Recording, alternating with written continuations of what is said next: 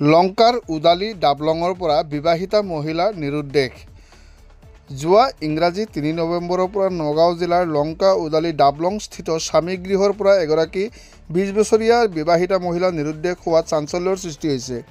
ডিফুস্থিত মহিলাগৰাকীৰ পিতৃ একৰাম হুছেইনে সাংবাদিকক জানিবলৈ দিয়া অনুসৰি তেওঁৰ জীয়ৰী ৰিজিনা খাতুন যোৱা ২ নৱেম্বৰত তেওঁৰ স্বামীগৃহৰ পৰা পুৱা ১০ বজাৰ পৰাই নিৰুদ্দেশ হৈছে। মহিলাগৰাকীয়ে স্বামীগৃহত এটি ফুল কোমলীয়া শিশুক এৰি থৈ গৈছে। এই সন্দৰ্ভত যোৱা ৩ নৱেম্বৰত লংকা থানাত জীয়ৰী নিৰুদ্দেশ হোৱা সন্দৰ্ভত পিতৃ একৰাম হুছেইনে এক জাননী দাখিল কৰিছে।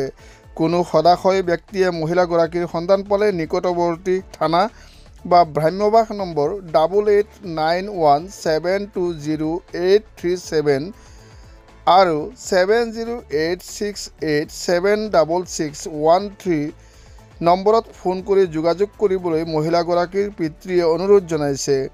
মহিলাগৰাকীৰ বৰণ বগা, পৰিষ্কাৰ, পিন্ধনত ৰঙা শাৰী, মাতৃভাষা বাংলা। নমস্কাৰ, মোৰ নাম একৰাম হুছেইন।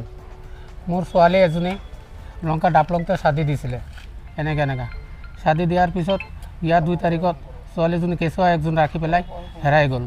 বিচাৰি পেলাই নাপাই আছে ছোৱালীটো। ৩ তাৰিখ নগাঁও লংকা ডাবলংতে ইজিহাৰ দিছে মই, কোনোবা মানুহ যদি মোৰ ছোৱালীটোক পায় এনেকৈ নম্বৰ দিয়া স্ক্ৰীণত নম্বৰটো দিছোঁ, অলপ জাননী দিব মোকে। এনেকৈ সৰু কেঁচুৱা একজন কেঁচুৱা একজন এৰি পেলাই গ'ল। ছোৱালীজনী বিয়া লংকা ডাবলংতে দিছিলে। এনেকৈ মই থাকে ডিফু থাকে, মই বিৰালা থাকে, ডিফু বিৰালা। হেৰাইছে আপোনাৰ ২ তাৰিখত, ইজিহাৰ দিছে ৩ তাৰিখত। ২ তাৰিখ ১০টা বাজিতে হেৰাইছে।